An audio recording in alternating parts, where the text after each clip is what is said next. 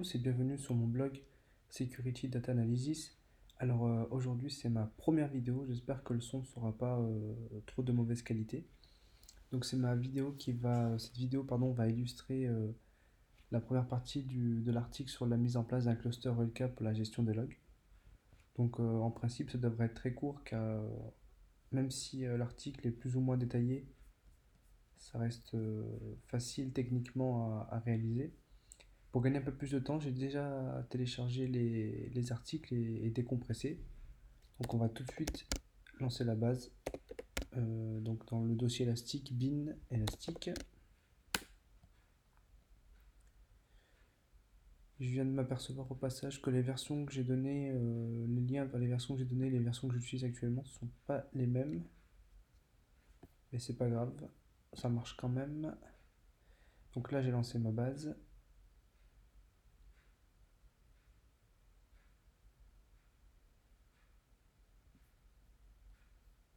Alors, on va voir si la base tourne.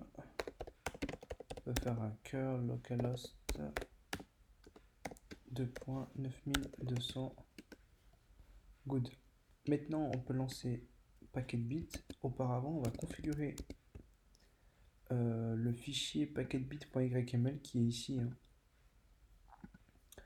Donc en fait, premièrement, comme mentionné dans l'article, on va vérifier le nom de l'interface. Donc moi, c'est EN0. Par exemple, ETH0 pour ceux qui ont ETH0 en interface. On va activer dans Packetbit Protocol, on va activer seulement le DNS. Donc on laisse DNS et port 53 et on efface tout le reste, qui est compris dans le champ Packetbit Protocols. On va rajouter une chose que j'ai pas mentionné dans l'article, c'est qu'en fait on va désactiver tout ce qui est flow.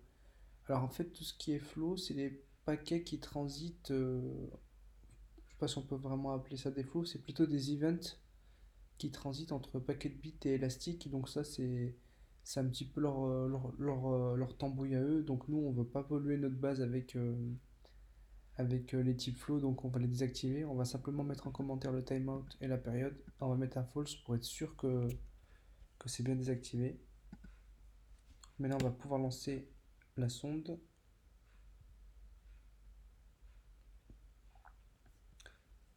Et un troisième onglet où on va lancer je montre on est bien avec Kibana et bien Kibana présent, donc on va bien lancer le binaire de Kibana. Hop. Donc on a Kibana, on a un autre sonde et on a notre base élastique. Très bien. Maintenant on peut aller sur un navigateur. On peut faire un local host 56. Qu'est-ce que j'ai fait? Ah pardon, j'ai oublié 2 points. 5601. On va pouvoir configurer un nouvel index.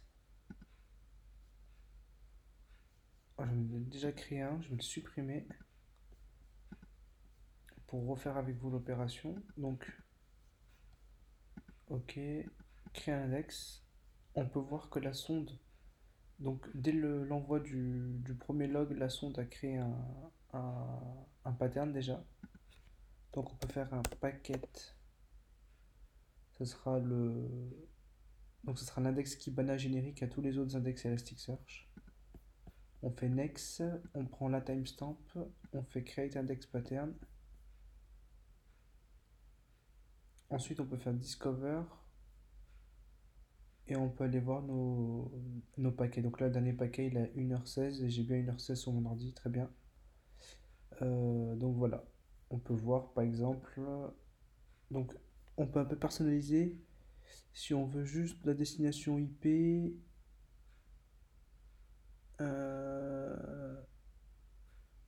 Et par exemple, DNS type.